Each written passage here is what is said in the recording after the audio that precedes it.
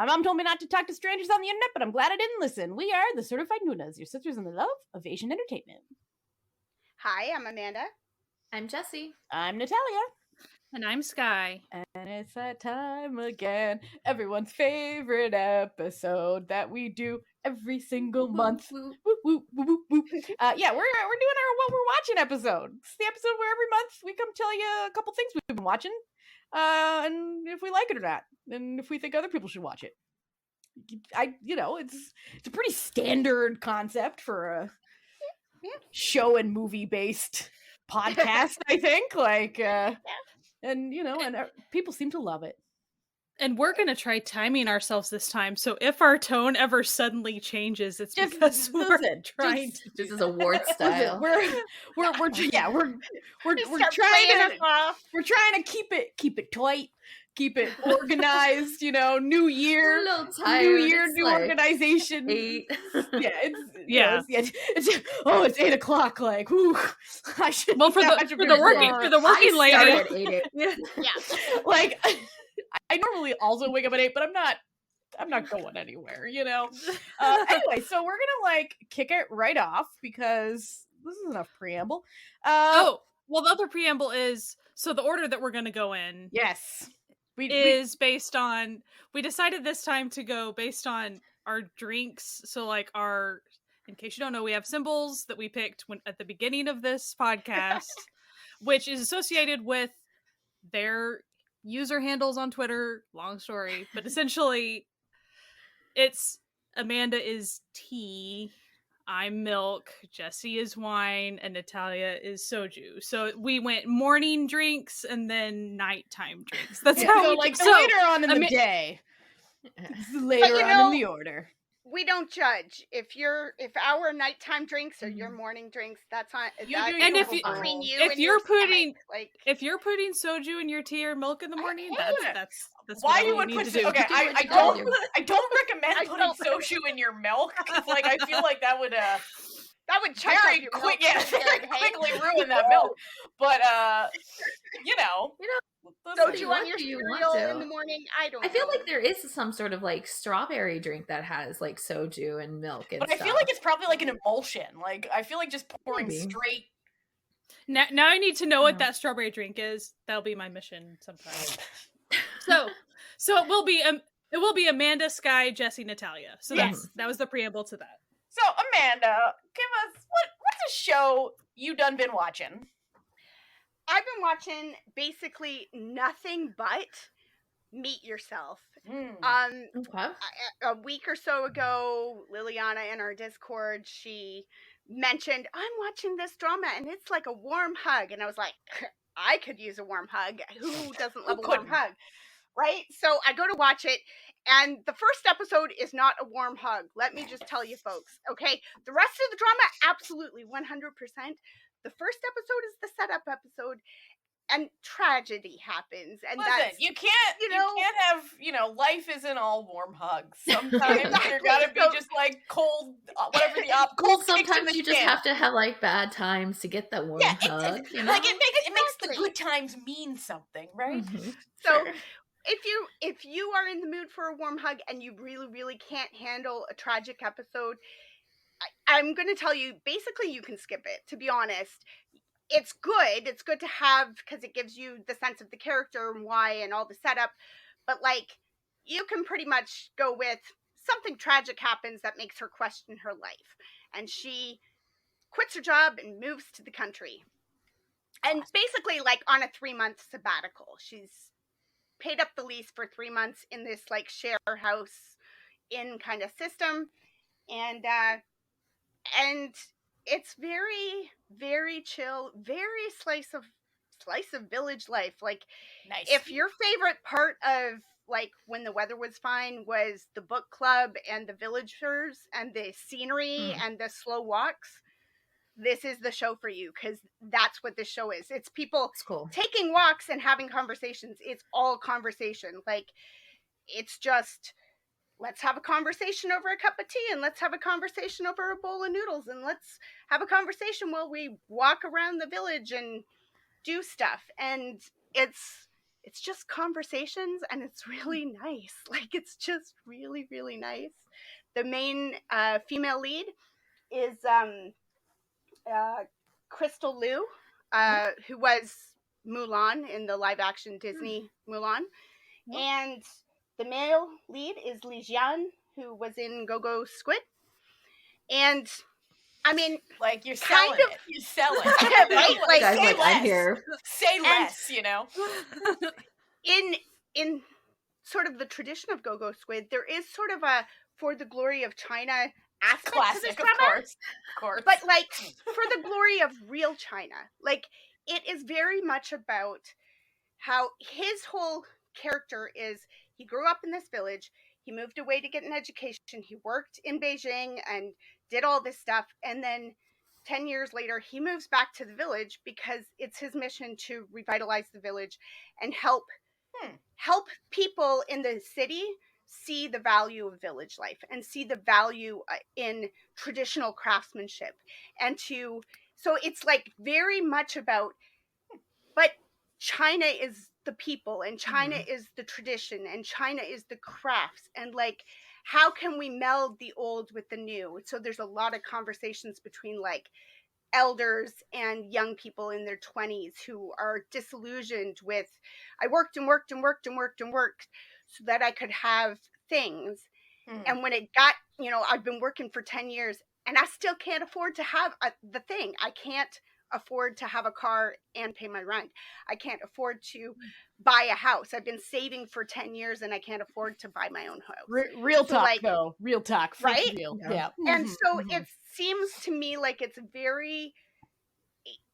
sometimes feels a little propaganda, but it's so nice and comfortable to watch that you're like, I'm okay with this propaganda. Like, but is it pretty subtle propaganda, or does it really feel like here is our conversation? It's very Glory of China. Glory of China. Yeah, like, they never actually say Glory of China, but they do talk about like, we have these good things and we need to, like some of the craftsmen will say things like, I don't want to advertise on the internet because we never used to have to. Like, my master, people came from the villages around to get his craftsmanship. I shouldn't have to tell people. And he's like, but this is the world you live in now. Yeah.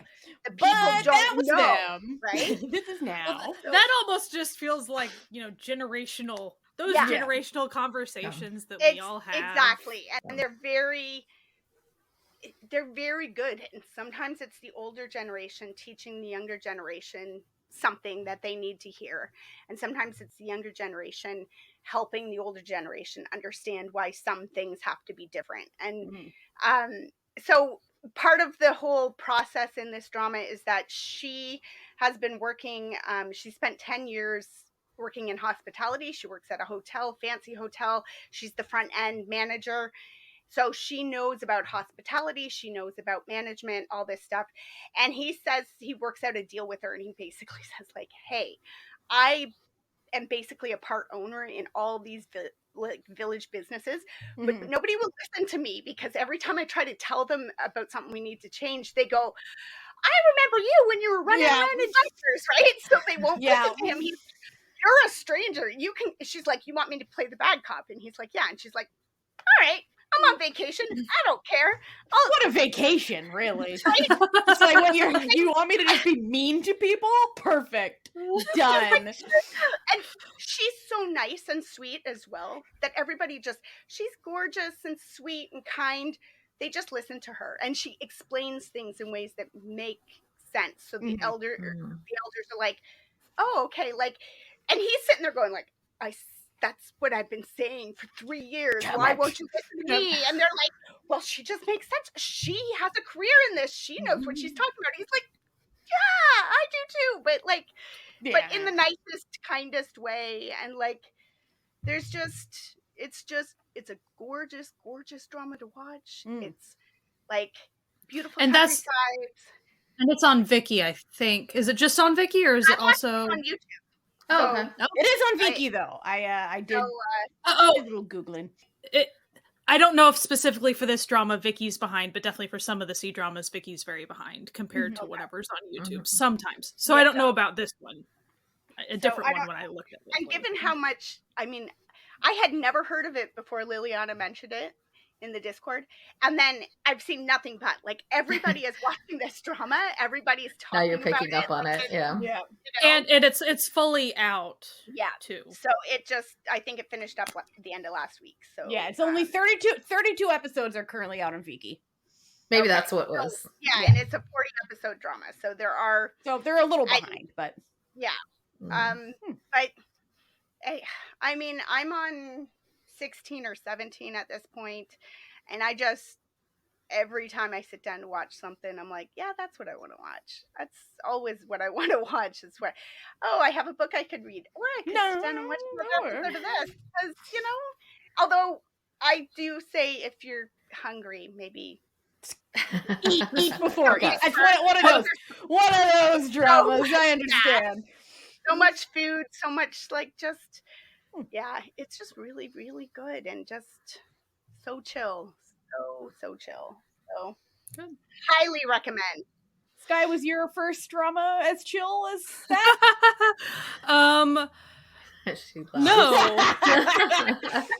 So I'm going to talk about this one, but I actually know that Natalia and Jesse also watched it, so it's kind of going to be a joint effort. Blinded Kiss, or Chijo no Kiss, whatever you want to call it. So what it's sold as is like, oh, this bookworm, like pretty much it's all about like she needs a spot for her books, and so therefore cohabitation contract situation. Yeah. Okay. They really try to sell this like bookworm angle, and she's a librarian. She's also a librarian. So of course that's what. Boom! That hooked me. I'm like, that's why I started watching it too. That's basically what I did. I was doing a J-drama roulette on Viki, and I was like, "We got, ladies, got."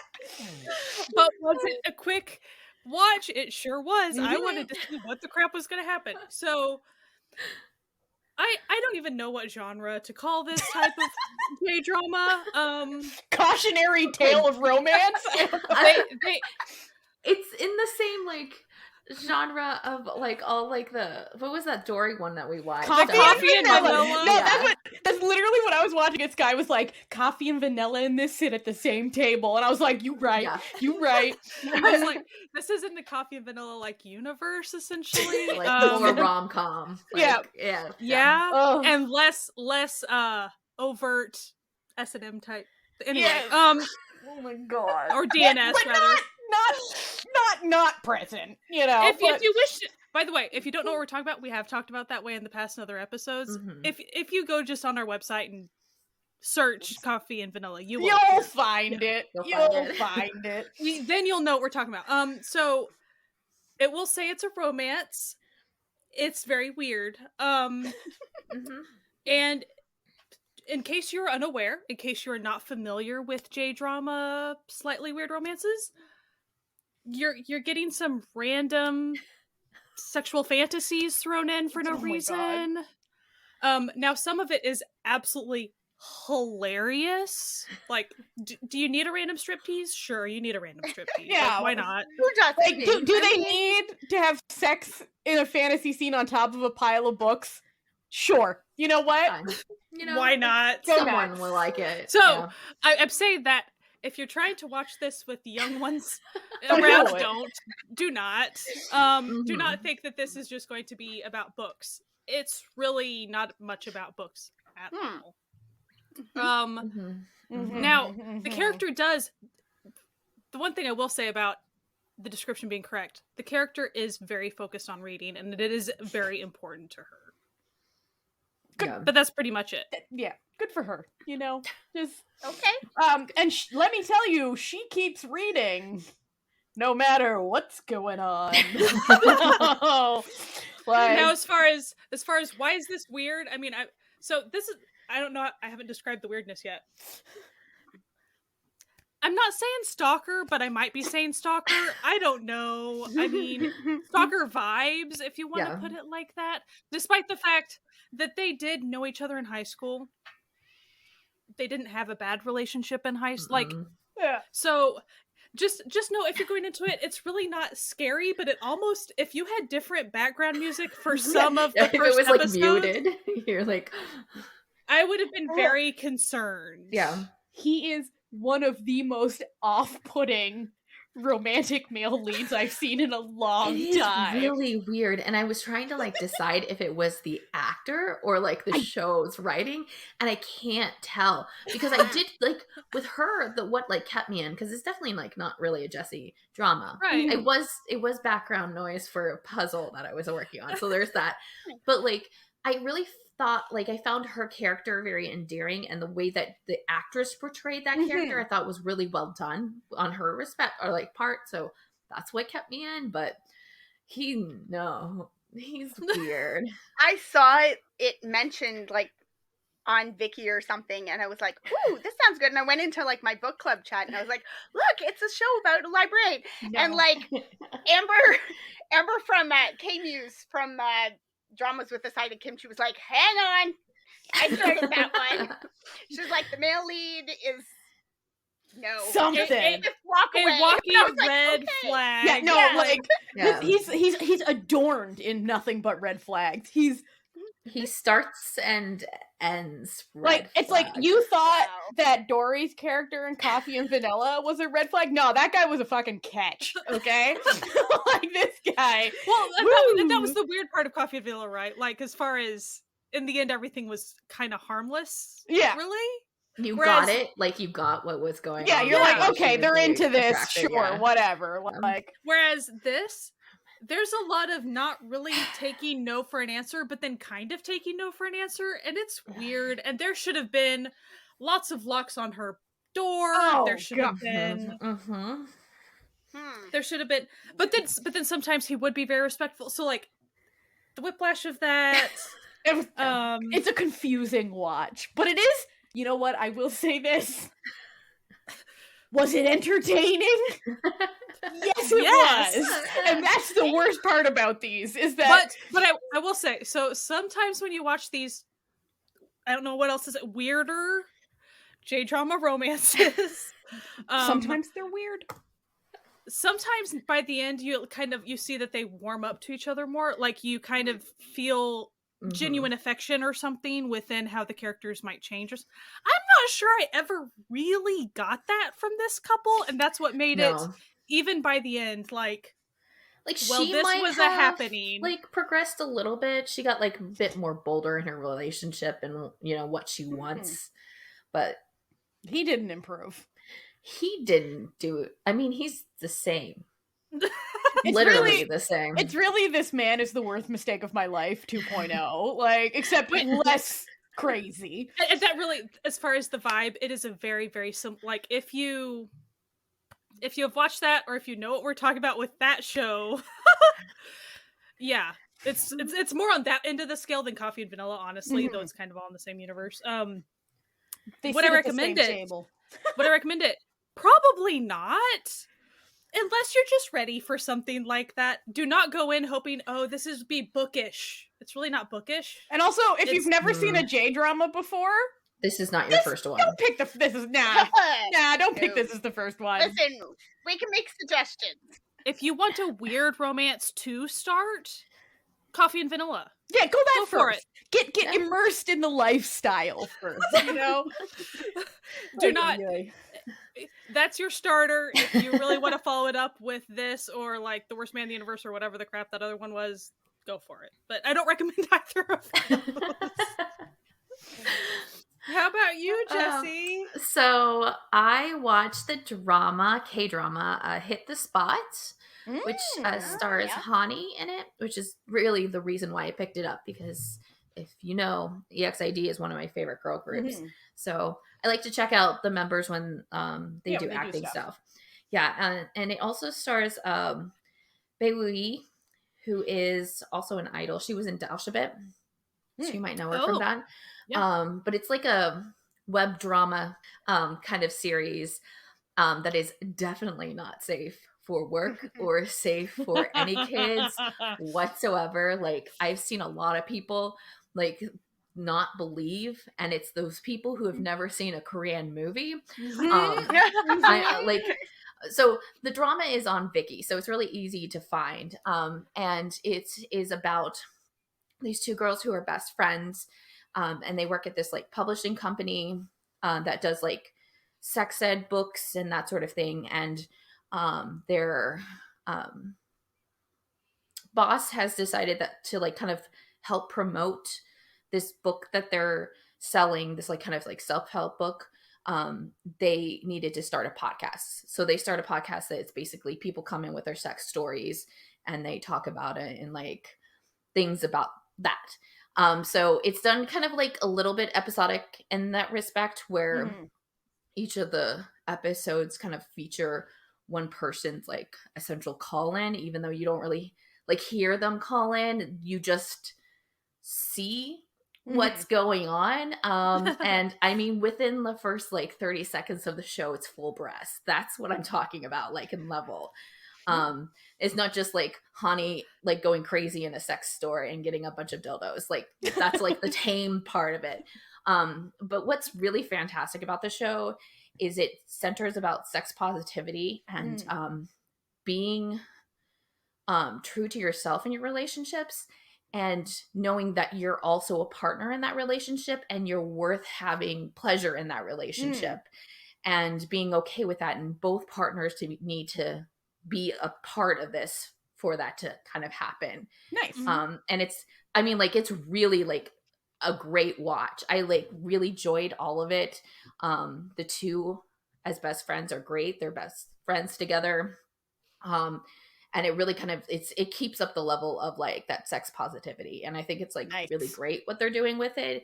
And they don't like hold back for anything, but they really are like, they kind of focus on like being like, it takes two people to be in this relationship, especially a sexual one. And you both deserve to have fun in that and be comfortable in that. And it really kind of, you know, shows that thing. And I really liked it a lot more than I had expected. Cause like I started and I was like, oh, this is cute. Like, you know, has this thing. And I really love them together. Like the two girls play off each other really well. And it was just like an enjoyable watch the entire time. Nice. Awesome. Yeah. I don't think have we really seen much pushing of the boundaries on like the web drama front before? Not that I know of, like that I've watched. I'm assuming there are, like, especially some of those YouTube channels that are exclusively web drama content. I think they do kind of do like more boundary pushing, like one night stand type stuff. You know, like taboo, more like what would be a taboo in more conservative country type thing. But nothing with the kind of like the star power behind this, I think. And obviously like Vicky picking it up as well. Yeah. But I really like, as long as you're okay with like watching that, I'm like they do keep on showing that kind of like same thing, because it's like a porn video shot, like so they keep on showing it, and like, so as long as you're like okay with that, like I really like think that people should be watching this drama. It was and it was like a super easy watch too. I think it's less than 10 episodes. Most of them are like 45-minute long, maybe even a half an hour long. And everybody I thought did it really well in it. Yeah. Cool. That sounds like a really good recommendation. So, okay. Taking it on back to Japan. Bring it on back. I watched another delightfully unhinged rom-com called 3B no Koibito, or The 3 Bs You Shouldn't Date. Oh, okay. That was on my roulette wheel.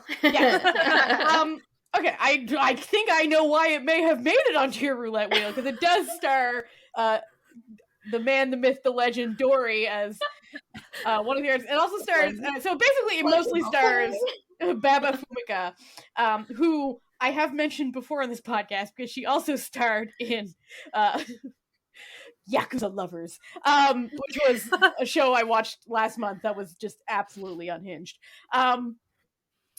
So the basic plot of this is she finds out she's like literally about to get married, and then her boyfriend's like, psych, I'm already married. Like, peace out, I'm leaving. And then she's like, what the fuck are you talking about? So then she's like, so she changes her life after this. She becomes a dog groomer. So there is a lot of adorable dog content. I will give this show that. Okay. And then, but then she need like her apartment's getting like forget like demolished or something. So she's like, shit, I need to find a place to live. Like, what am I gonna do? So luckily she has a super cool grandma, like a hip modern grandma who's like, you can come live at my house. And then so she's like goes to her grandma's house, and the grandma's like, yeah, like, listen, I didn't tell you this before, but my house is actually like a boarding house. Like, I rent out bedrooms to these 3 dudes. And now I'm going on a world tour cruise with my like 30 years younger lover, and so like I'm gonna be gone for 3 months because I'm going on I'm going on like a sex cruise, just me, my lover, and my cute dog.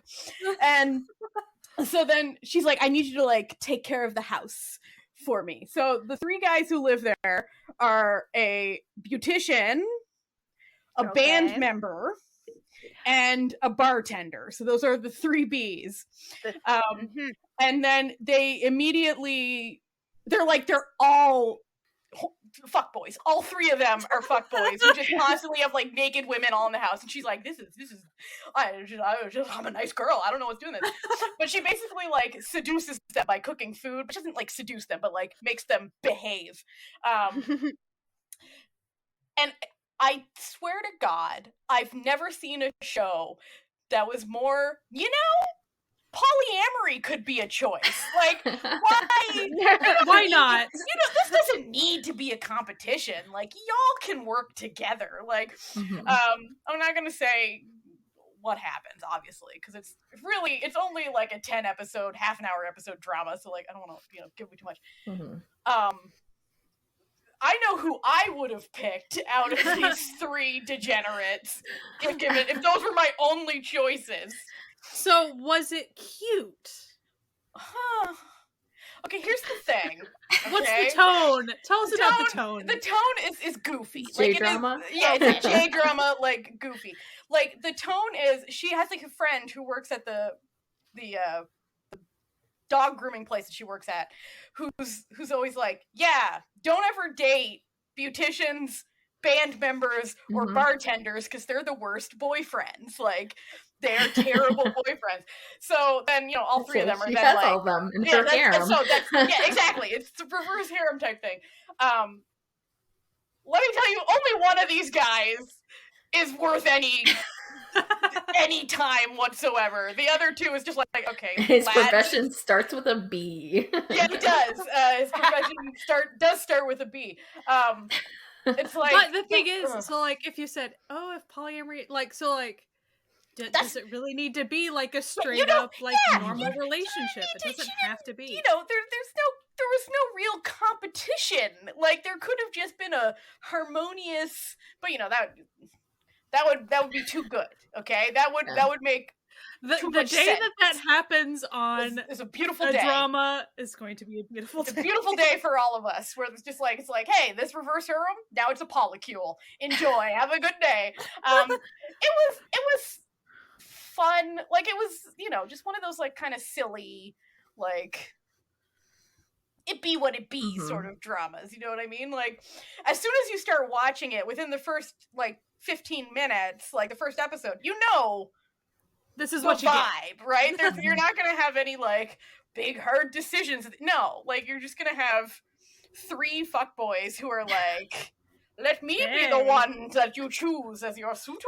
Like, and you're just like, okay, lads, like, relax. There's also this like side character of this rich lady who brings her dog in to be groomed by her all the time, but she has like her like male secretary, but it's like, you can tell it's like some weird BDSM thing like that's going on that's just like never mentioned. But she's like, yeah, this is my secretary, but I treat him like a dog and also a sex slave, and sometimes like he's like my chair, and it's just in like a grooming salon, and you're like, lady, what is happening? Like, it's that sort of show. You know what I mean? We're just like, so okay. Could you watch it with little ones around? Maybe not, is what I'm hearing. Like, there's nothing like explicit in it. Like, they're not going, but you said they were naked. You're saying no. I didn't say they were naked. I'm just saying that there's some like weird dom sub stuff happening. That's just never. It wasn't meaning that particular. When you were talking about the guys and they were fuckboys, you were saying that there were women. Oh yeah, in their underwear. Everyone's always got either they're in their underwear or if they are naked. It's like one of those like, oh, they're behind a vase. You know what I mean? Like the towel falls off when he comes out of like the shower, and like it's covered by like the edge of an out of focus table. Like it's that sort of, you know. It's very silly. It's very silly. Listen, I didn't hate it. You know what I mean? Like, I gave it a 7.5, so it was fine. Which, okay, for me, 7.5 means it was watchable, and I enjoyed watching it. Mm-hmm. Does it mean that it's good?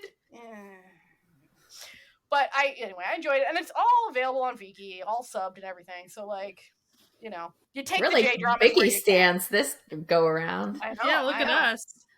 So it'd be what it be, but it was a fun drama. Like, it was stupid. It was, don't get me wrong. There was no overarching social point being made. But yeah, it was what it was. So, hey, yeah, that works. So, Amanda, what's another one you done watched? I just finished today one of my 12 for 12 challenges, but I'm not going to talk about that because it's White Christmas and we have a whole episode. So yeah. Go watch that. It was good. I start to finish. It nice. Is what it is.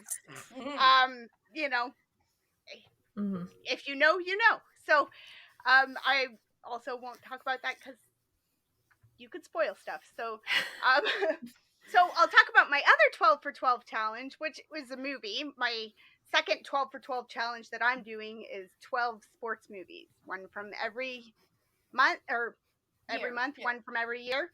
So my 2011 movie is a movie called Glove. It's a baseball movie, and 2011, obviously.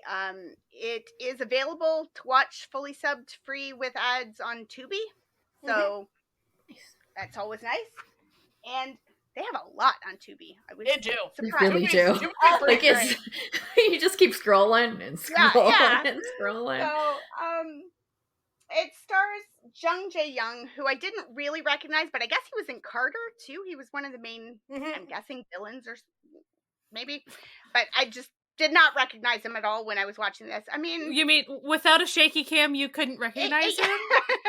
Yeah, when I could see him without a camera doing cartwheels. Also, yeah, without a cameraman doing the most, it's hard to recognize. There's a lot of people in it that you'll recognize. Like, Kim Mi-kyung is in it. She plays the principal / head nun at this school for the deaf, and like a bunch of the kids are actors. Like Lee Hyun-woo is one of the kids. You know, like there's a bunch of kids that you're like, oh, I know, I've seen that guy before. You know, so the premise of this movie is a very typical sports movie premise. You've got a professional baseball player with bad attitude who gets into trouble, big scandal. The team says you have to go out of the public eye and do something that will make people like you again before we will. The old Mighty Ducks plot. Yeah. Gotcha. So there is this high school for deaf kids that one of the teachers, played by Yu Sun, who I've seen in a few different things, Clean with Passion for Now and Mother of Mine and stuff. She's, I don't know what she teaches, music or something, but she's passionate about baseball. She loves baseball. So she starts a baseball team. But like, she doesn't have skills. So this guy loves baseball. Like, she doesn't know anything about baseball. So the baseball guy's manager works out this deal. He's like, okay, so you're going to go and you're going to spend a couple of months teaching these kids how to play baseball. And he's like, that's the dumbest thing I ever heard. It's a huge waste of time. And this is where I was like, oh, is this drama going to be like super ableist in that like weird, we're trying to be good way, but we're really not, you know?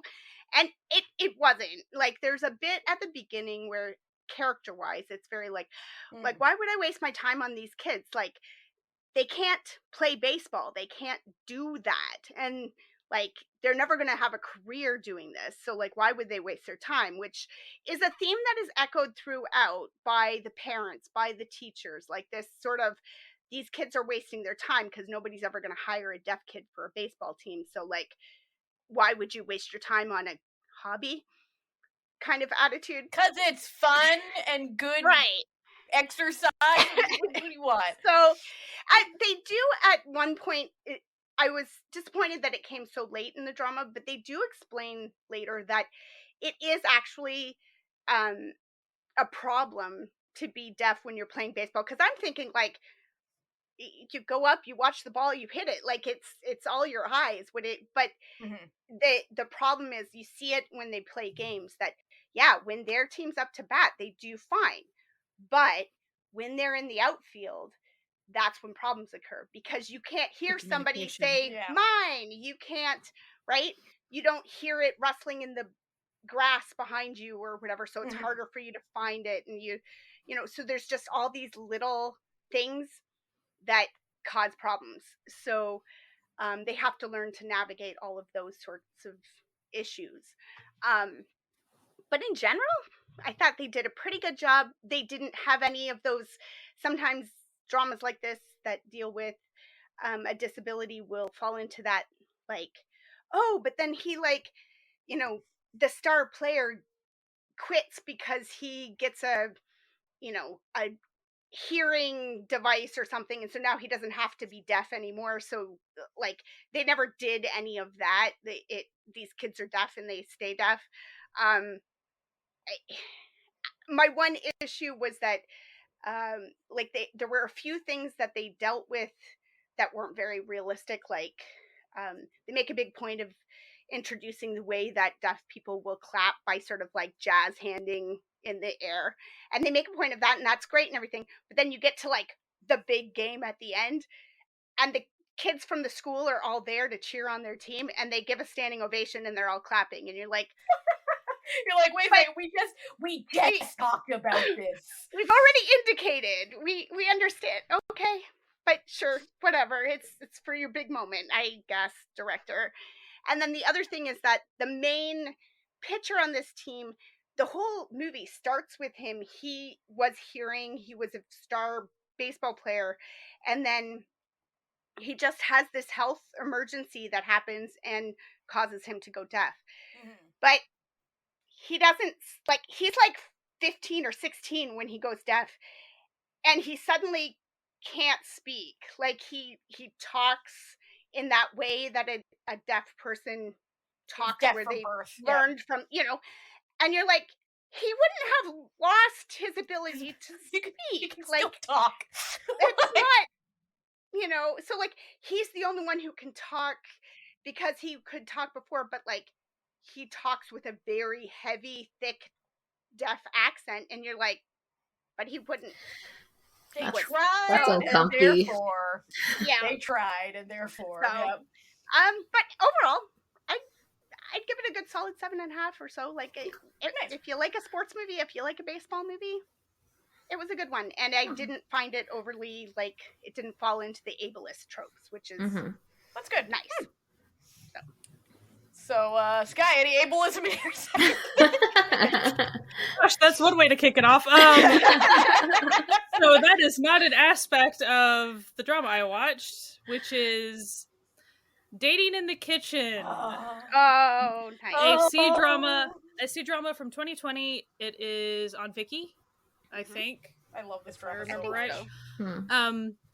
So Dating in the Kitchen, I got probably halfway through. Maybe I watched it in 2021. I don't know, but I got distracted by something shiny, so I picked it back up. And as I want to do, I didn't remember. I mean, I remembered the general, like, this is a romance. These are the two main characters thing. But as far as like what was their actual story type thing, so I had to restart it. Which I had a lot of fun with. So I really, really enjoy Dating in the Kitchen. It is age gap romance, so if you have issues with that, come here, not like. But it's a healthy one. It's not like well, but that's why I want to talk about it. Hang on. Yeah, sorry. I get so excited. I love this drama. I'm just saying, some people are like age gap. They're not, do not pass go. So like for some people, that's a non-thing. Now, how many years difference do they have? They have like it's like pushing 15, if not. Like it's a notable age gap. So here's what I want to say about it, and that's why I wanted to discuss it. It's a very healthy age gap romance, because now I am going to admit there is a power imbalance. The dude is a CEO and he is incredibly wealthy. So you do have that happening. Now, does he use that ever against her? No, he never ever does. So that character is extremely gentle anytime he's dealing with her and is not forceful in any way. And then her character is very not just plucky. She's gonna do whatever the crap she wants to do, and she is always the driving force with every step of their relationship. It is never him driving the relationship, it is always her, and that's what makes it's never icky, because even in like heavy attraction moments or whatever, he's never the one to first take that step, like ever. And that's a very nice thing to see, especially in a drama. So I just really, really enjoyed it. The first half is pretty much kind of the setup story of, long story short, she gets into quote unquote debt with him because of machinations. And so in order to pay that off, she's a head chef. She is a chef. Very, very good chef. And he's a very, very picky eater and only eats pretty much what she makes. So it becomes this very charming, her communicating through food before they even know each other type thing. And as far as communicating through like meanings of food and idioms and all these things before they even connect like who the other person is, despite the fact that of course they've seen each other doing something else. So it's very cute. There's a lot of suits, which is important to note for somebody like me. Really good suits. She likes what she likes, everyone. She likes what she likes. Was there red and black sometimes? There was not red and black, but there was a lot of suits. But when I say suit with vest, and then sometimes just the vest and the button-up white shirt, it's important. And the rolled sleeves. Yeah. Like even there was one scene like they were snuggling or something. It's like the dude was still like fully in his vest. I'm like, guy, like she's in a hoodie and stuff. Come on. I really enjoyed it. As far as like, he's a CEO, so guess what eventually pops up? Yeah, business things. So you get your business on with business things. As it does. And then of course disapproving mother-in-law, of course, vibes. Classic. Because he's wealthy and she was a self-made mom thing. So like you get all that. But and I mean the fact that her character is 21 years old, she does act like the character acts 21 years old. And he's like 36. So it is, you get that some. But he never belittles her or makes fun of, it's never a thing. And they never really talk about age.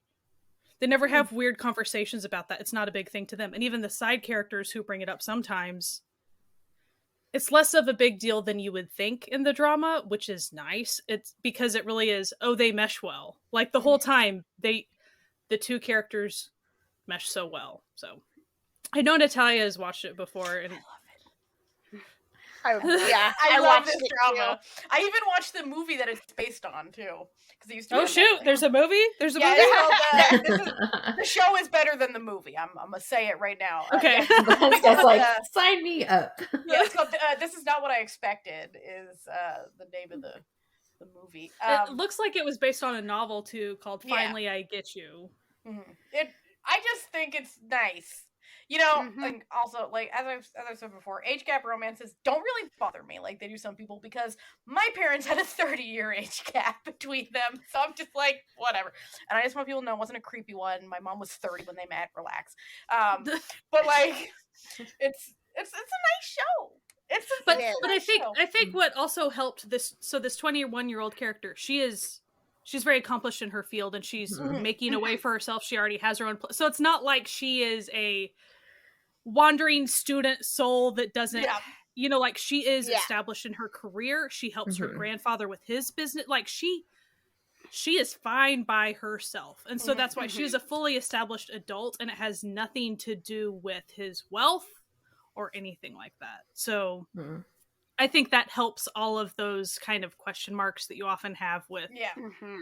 So again, there's a power imbalance. There's always going to be a quote unquote power imbalance with wealthy, poor, and age. Older, younger, But how the male character was very gentle was kind of like the forefront of their entire relationship, and how the girl was driving the relationship. So like it made it very comfortable and very nice, in my opinion. Did you like it, Amanda? Yeah, I think I drifted like the way I do sometimes with C-dramas. Like when it started to hit the office stuff, it was less about them in the kitchen.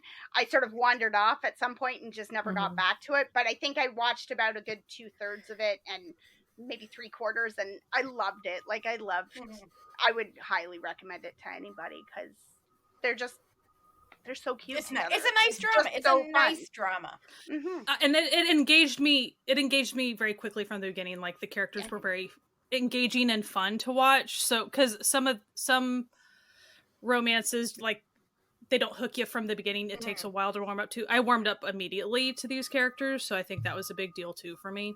So. Cool. So I'm gonna pick my 12 for 12 challenge thing that I completed, because I did it, guys. Nice. I completed. So I picked Mrs. Kopp. I specifically picked it because we were doing the Idahi episode that I didn't get to partake in. But like it was like, I'm gonna kill two birds with one stone by putting it on my list. And then also we had the Idahi episode, and will work out perfect. But I finished it. I enjoyed it. It is a cop drama about a cop who's like a mother. Mrs. Cop. She's a mom. But she works in the violent crimes unit, and so it is kind of about them and the unit, and them kind of going through and solving some like kind of major cases. And then there's also the like added level of like maybe something going on higher up in the police departments, and CEOs of companies, classics, the classics.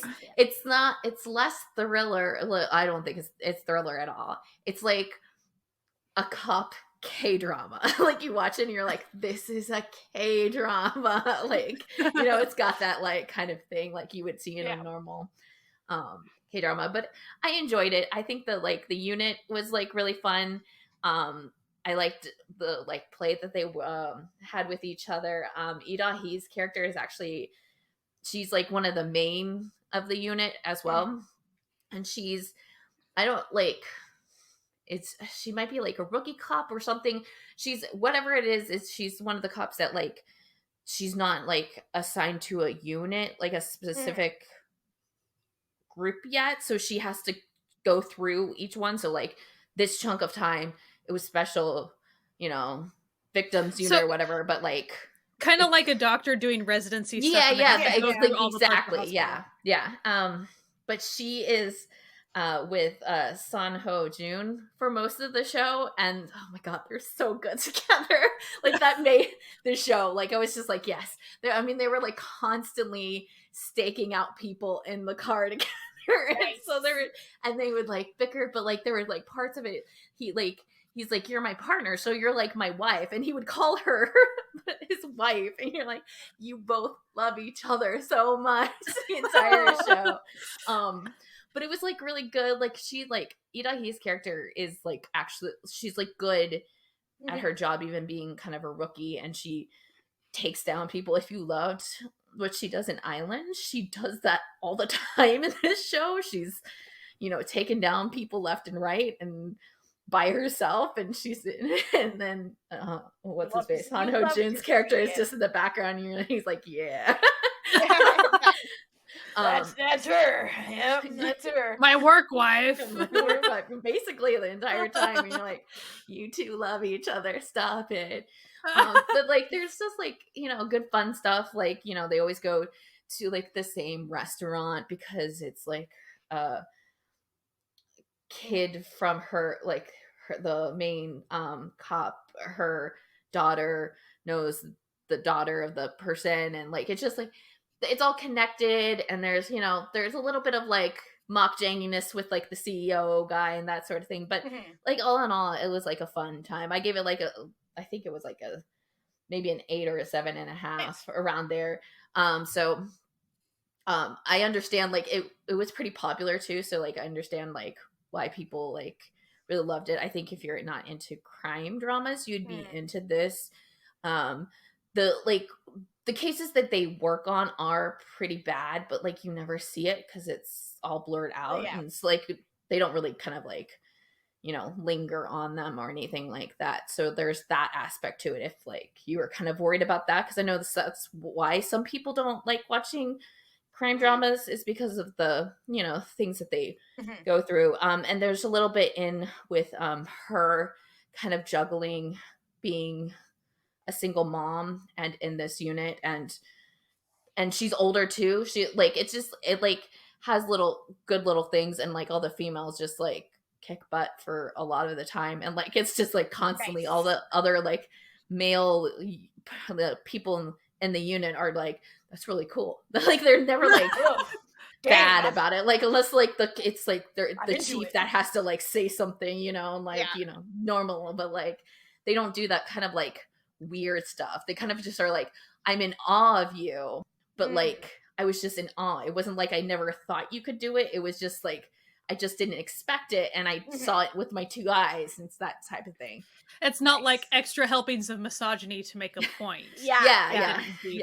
I watched the first episode for our Yudahi episode too, and that was one of the things I did really like, was that like she's in charge of a bunch of dudes, and they're all just okay with that. Like there's never a like, oh well, I should get to do what I feel like, because it's just and they don't really even like talk. It's not even like a bad thing. Like, all right, it's not a bad thing, but like they don't like harp on her being older female and having her kid. Like the struggles that they show are literally just her with her kid. Like her kid's starting to act up because she's like 7. And that's the struggle, is because the kid is now finally picking up on what's like happening with the mom's work and that sort of thing. But it's not like it came from like the police department or anything, or like you don't have like people being like, well, you're like, shouldn't you be home? You're like older female, you should just be home. And like that's not her thing. And she has her sister who like stays with them, and so there's like stuff with that too. And I just overall generally really like the show. It does have multiple seasons, but the second season doesn't have any of the cast in it. And I think, and it has Kim Bum in it, because if you search, you keep on seeing those pictures, and it looks like a completely different story. So I think that's what they did with the second season, was like the setup of an older, I say older, she's not like super old, like, but like, it's, we're not talking about like a 20-year-old like in the unit, but like older female and the unit and them solving the crimes. I think that's kind of what they took into the second season. But I see. And where was that one? I watched it on Viki, but I'm pretty sure it's on Cocoa as well. Yeah, because I think it's like an SBS. Yeah. So, do you ever watch like a short form drama and you think to yourself, it is an actual crime against me personally that this isn't a full length drama?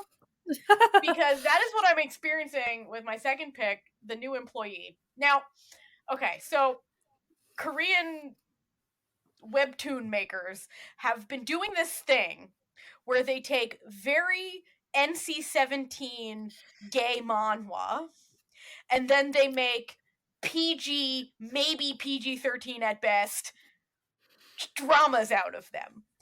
And this is one of those. So I was sort of expecting, nothing special. You know what I mean? Like, it's only like 8 episodes, and each episode is 15 minutes long, and it airs once a week. Oh god. So you get 15 minutes once a week, and I think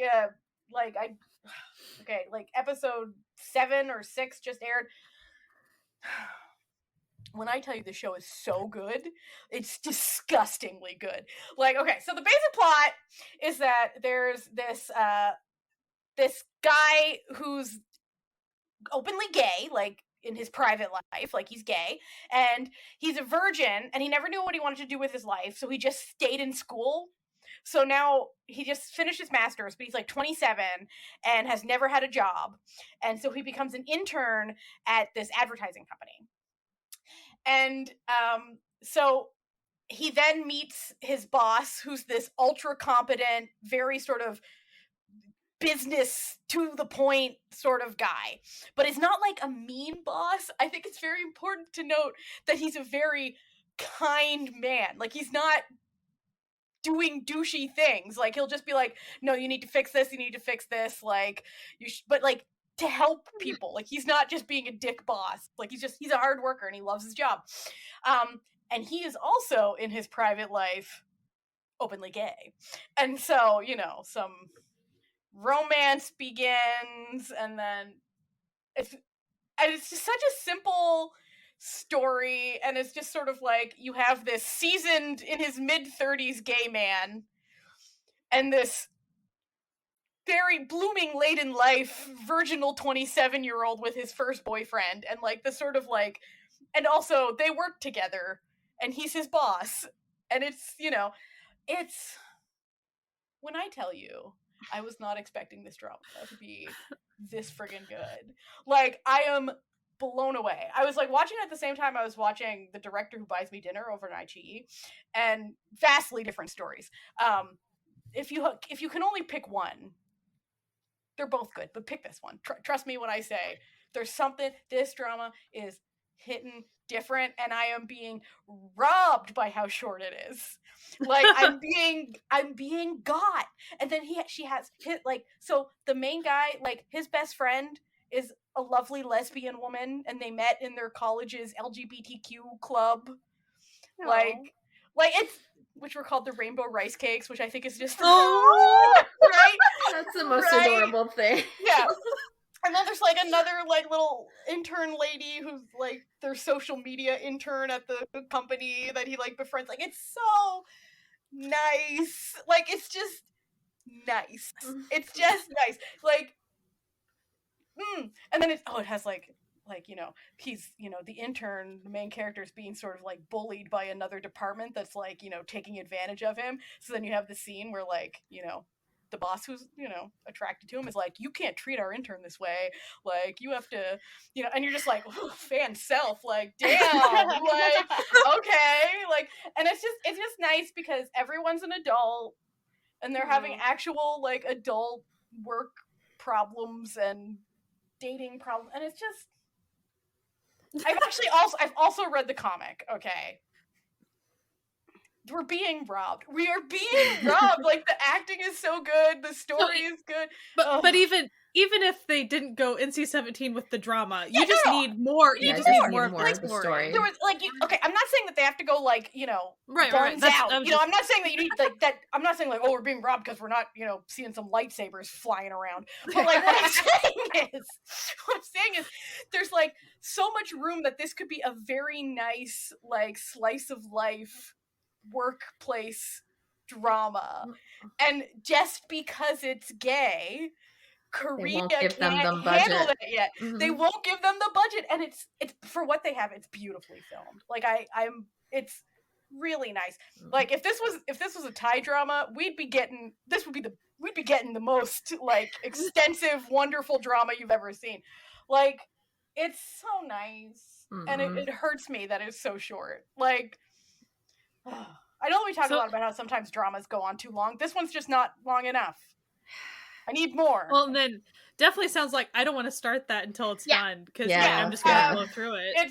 Yeah. By the time y'all are listening to this, there's only like one more week to go. Episode left. You know, so like so perfect timing.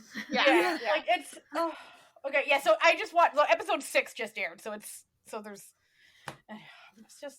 I just need it more. And it's over on Viki, correct? It's over on Viki. Not Spawn. A deep sigh from old Natalia, because I just like the cast is so good. Like it's so it makes me so mad. Sounds like it's gonna be rewatch material for you. Absolutely, it is. Like, and it'll be a quick rewatch because it's short. Yeah, it's literally it's 15-minute like. And it has long opening and ending credits. So it's like, it says 20 minutes, but no, it's only like 15 minutes. Once a week, 15. Sometimes those types of dramas, even if they do like a little flashback or something, it's like, no, do not waste your time. No. You do not have time on this. Don't waste time on this. Like, we remember what happened last week. Don't recap. Just push it forward. Like, just new material. Oh, it's so good, y'all. It's, I'm like thinking about it now, and it's disgusting. It's disgusting how short it is, because it is like every week I watch it. I'm like, why is curse you, homophobia?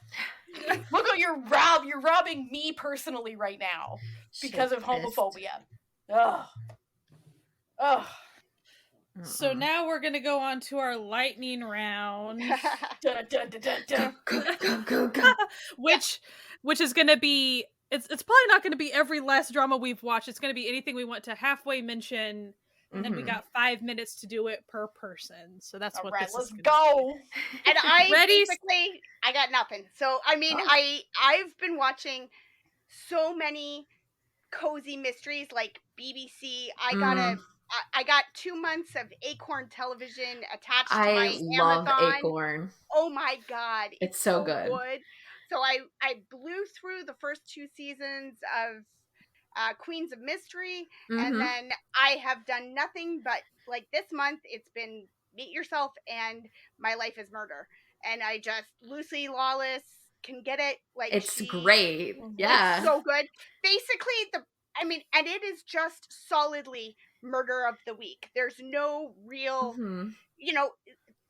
her husband's dead and she bakes bread, and like she retired. That like rhymed. Her husband's dead and she bakes bread. And they could have turned it into a thing where like, oh, there's a mystery about her husband's death. No, we don't even know how he died. We just, he's dead, and and she's a retired police detective who gets thrown odd cases on the side, and it's so good. And basically, I mean, it's Lucy Lawless, so basically anybody in the show that you think she has sexual chemistry with, that's probably the killer. Yeah. So I liked her little her friend who's also like the sidekick helper, like sidekick. So cyber person. Yeah, she's so good. So good. And it's so great. And I love them. I love them all. So what is Acorn TV? Mostly mysteries? Is it's that what I'm British. hearing? Like it's a lot of mysteries, but it's British, like BBC and New Zealand and Australian stuff.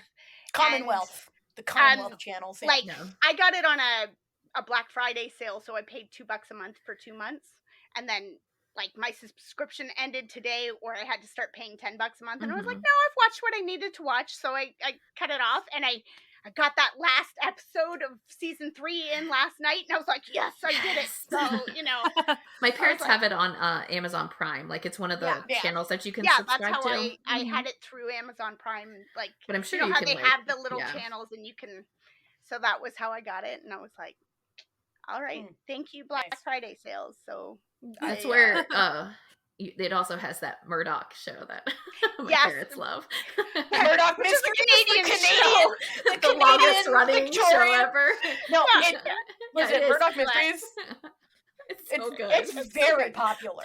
But he invents everything, or every single he's the fucking Da Vinci of Canada. He is, okay, and like he's cool. He's progressive. He becomes woke with gay people at one point. It's a wild show. It's like Victorian era. There's one episode that they invent buffalo. Yeah, no, buffalo wings. No, let me tell you, Murdoch Mysteries. It's the most Canadian show you've ever seen. I just putting that out. Like, you thought Degrassi was? No. Murdoch Mysteries. Sorry, which I did not get around to watching, but that's okay. So. It's okay. It's on CBC. So yeah, exactly. You get it for free here. Don't worry about it. How about you, Sky? So I'm gonna kick off with, and I've been Kim Nam-gilling a lot, and I'm not going to go into everything that I've watched for him necessarily, but I do want to talk about really quickly one movie, One Day. Oh. It is very sad, but the reason I wanted to talk about it is it's very simple, and it does center around death and end of life type of situations. But as somebody who, on a weekly or maybe even daily basis, my husband's an ICU nurse, so we talk a lot about end-of-life situations because that's what he deals with all the time. And when I say that this is a show that I would like pretty much everybody to watch because it makes you at least think about the reality of some of these things, like that's, and it's very simple. So though it does explore grief and all of that, it does it in a very non-complex way. So I guess it might even be surface level, but it's deeply felt that way. It doesn't make things too heavy, in my opinion. It is extremely sad. So do not think that it is not, it is sad. But I think Natalia just watched it today. So how did you watch it? I literally watched it this afternoon. It was so good, y'all. You should watch it. It's on Tubi. It's on my list. So it's on Tubi for free. So I really recommend it. Did it make me cry? Maybe a little bit. To me, it wasn't weeping buckets. Like that it wasn't trying to wring you dry of emotion. That wasn't the point. Yeah. It was like a bittersweet sort of thing. Yeah. And as far as if you're concerned with the fact that so the male lead character is dealing with the death of his wife. And so then all of a sudden there's the lead girl character. If you're concerned about a relationship there, don't be worried about anything like that. It's a friendship. So that's all. Yeah. But also, I'm going to be honest, on my drama list, it says genres as romance. No, it's a lie. That's an actual literal lie. You do get flashbacks of him and his wife. So maybe, that's what they meant, but yeah, maybe. So, but I highly recommend it if you're ever in the mood for that. And just, if you kind of do want a little sad movie, but I thought it was good with how realistic we do all have to come to terms with the fact that we're mortal. So that is a thing. So that's why I'd probably recommend it to literally across the board, even if someone hadn't watched Asian stuff before. I'd be like, hey, if you want to start thinking about or having those types of conversations with a loved one, this movie. So on to the next. Crash Course in Romance is something I'm currently watching. Oh, me too. I thought that was going to be Sky drama. So yeah, I watched the trailer and I was like, Sky. There's some enemy vibes at the beginning, yes. So it is fun, but I do want to say this about it, and I feel like everyone's highlighting the fun aspect of this show. It is stressful, Sky Castle mom stuff too. Oh. So just isn't it written know that. by the Sky Castle? Oh, I don't know that, and I don't know. I have it no might idea. be. Okay, let me find out. I also haven't watched Sky Castle, so I'm totally not trying. It's more no. It's all I get about what you're saying. Yeah.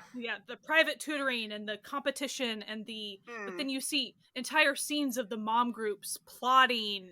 So that's a huge aspect of the show. I'm not saying it's every scene, but it's half of what's going on. Yeah. So it really highlights how fucked up the education system in Korea is. Yeah. But I do really enjoy it. I'm not really enjoying the here's another scene of Sky Castle moms doing Sky Castle mom things, but that's fine. You also got a murder. There's so don't just think it's charming romance. There's things going on. Also watched a handful of episodes of The Forbidden Marriage. Love it. It's now finished. I need to catch up. I really enjoy it. I have less than a minute left, so I'm trying to see if there's anything else I wanted to bring up. Lightning round stress. For my challenge, I watched The Greatest Love. It was okay. Doko-jin. And I guess the only Jung-yi, I did watch it. It is very sad. So do not think that it's just yay, shoot 'em up. It is super sad. So like mom-daughter relationship highlight of that. So like that's really what that's about. So don't think don't be tricked by just all the robots. Like that is sad. Don't be conned. A sad movie. The one thing I do want to say is Kim Nam-gil's I don't have your thing to like put it up in the Shark is good. I'm going to talk about it more on his episode. So blah. Okay. Well, I don't have a lot. I've been trying to get through things and then start some new things. But I did watch this really short 3-episode J-drama called Dried Flower, Our Room in July. Very short, like under a half an hour for each episode too.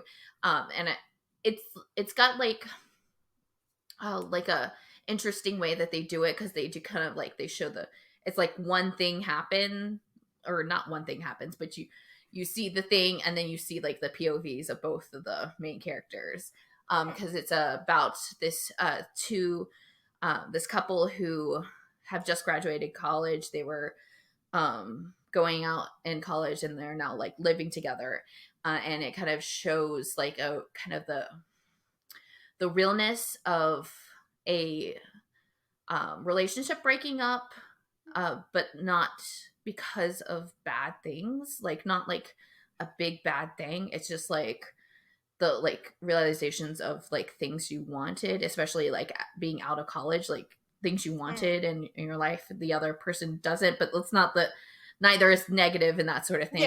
Yeah. It's also one of those like dramas. I don't know if we have like a specific name for them yet. It's where it's like was a song. And so they wrote the drama based on the song. Yeah. Kind of like how First Love is, the one that's on Netflix. But I really enjoyed it. It was not on Viki, so Godspeed, sailor. Aye, matey. Aye. Got it. I'm also watching Cannibal, which is the J-drama about cannibals. Right.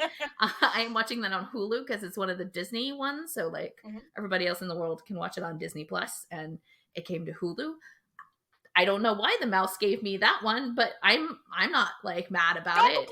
And they just dropped another J-drama that they had like last year that like it's now on Hulu. Like, so I'm very happy now. Like Disney Plus is like rising again. This is a real gift horse mouse situation. Like, just accept it, keep going. Just ride that tide, baby. I did do the worst thing. It's like a 7-episode drama, and they've been airing it 2 episodes a week. And I mistakenly thought that I had like done my part and like skipped a week so that I could watch all 3 in the 1 week. I didn't. So I watched the 2 newest episodes, like, the next day, and I now have to wait a week for the last episode. There's special. I want us to make up a word sometime for that emotion of that realization that you're like, because it like jumped to another show, and I'm like, wait. But I know there's another episode. Anticipational disappointment is like the closest I can think of. I bet the German have a word for it. Oh, the Germans definitely have a word for it. It's probably a Japanese word as well, too. Yeah. Oh, yeah, it's true. Probably. Yeah. Oh, yeah. But like, I'm also I've got a couple of other J-dramas that I've only like watched 1 episode of, because I really did. I did a Viki roulette because I was like, I don't watch enough on Viki, and so that when I think about that, I go to J-dramas and try to watch all the J-dramas. So how do you really do this roulette? Like, I literally close my eyes and just like move around the mouse and like move around the like page, and then I like land on one. Gotcha. And then I just watch to see if I like. To be honest, I'd do that too. Yeah. Either that or like put it into like a one of those online like yeah, should do like the click it, like the little wheel. Yeah, wheel. Yeah. All right, Natalia. Okay, so as we all know, this is like the real slog when it comes down to me because my watching abilities, I don't sleep very much, and I don't have a real job. So, I have take a deep breath and go. Okay, so I have been keeping up with Between Us every week, and let me tell you, for a show that starts with a one-night stand, the slow burn romance is alive and well. I started My School President, which is like really cute and really sweet and really fluffy and really adorable and quite nice. It has my favorite dynamic of a simp and an idiot. So love that for them. Just love it. It's on YouTube. I started watching Once Upon a Small Town. I'm like 3/4 of the way through it. Very fun. I've been, of course, continuing. I'm on episode 82 of 124 of The Love in Your Eyes. I'm going to win it with this drama. You can't stop me. Okay, now for ones that I have finished. Okay. So, I watched this Chinese drama called Accidentally Meow on You, mostly because it had a cat in it. Yeah, is that a good one? It was fine. It was fine. Like, it was exactly what you would expect it to be. You know what I mean? Like, it said, hey, it's gonna have like a CEO and a plucky assistant, but also their cat she's gonna have a cat that like escapes and goes to his house and he feeds it and they become internet friends because of the cat. Like, that's the greatest thing ever. Yeah, and it's so like he literally falls in love with her through her cat. It's very cute. But it's, it's silly. I watched The Director Who Buys Me Dinner. It was good. It was like sort of a supernatural reborn fated lovers sort of thing. That's on iQIYI. I think Accidentally Meow on You was on Viki. I watched Summer Strike on Viki. Chef's Kiss. Excellent show. On Amazon Prime, I'm all over the place. On Amazon Prime, I watched Map to the Wedding, which is also known as Kekan Surute Hontu Desuka. Man, those contract Japanese marriage shows, they know how to do a contract. Different. But also, cute cat in this one too.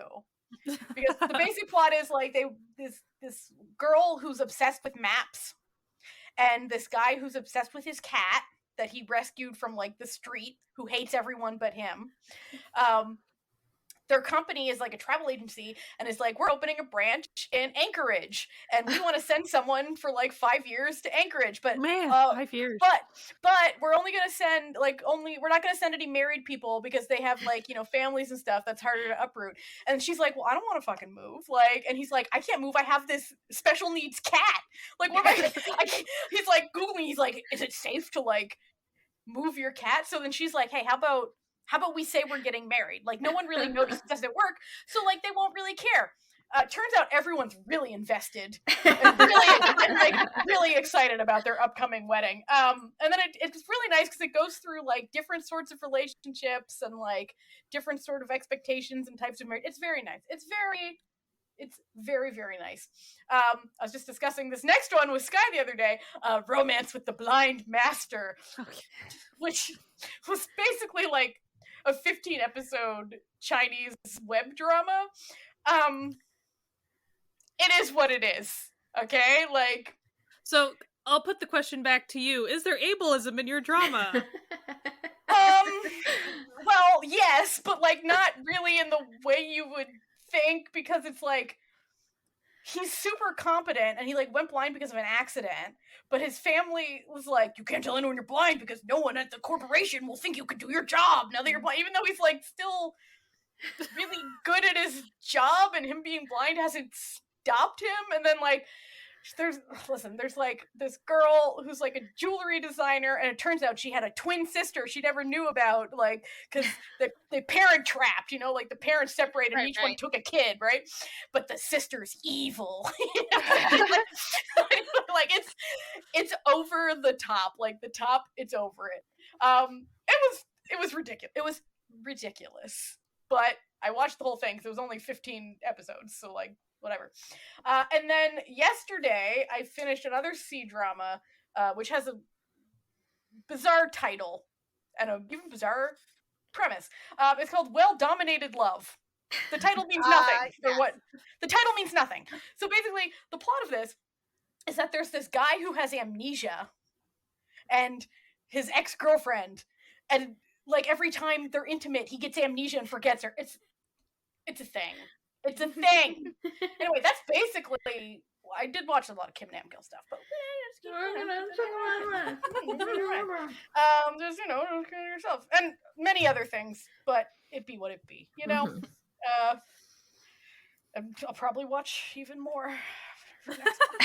but also what's kind of funny about Natalia is like in the past she did kind of keep up with my drama list a little, but now she's actually keeping a list of just what she's watching this year this time. Nice.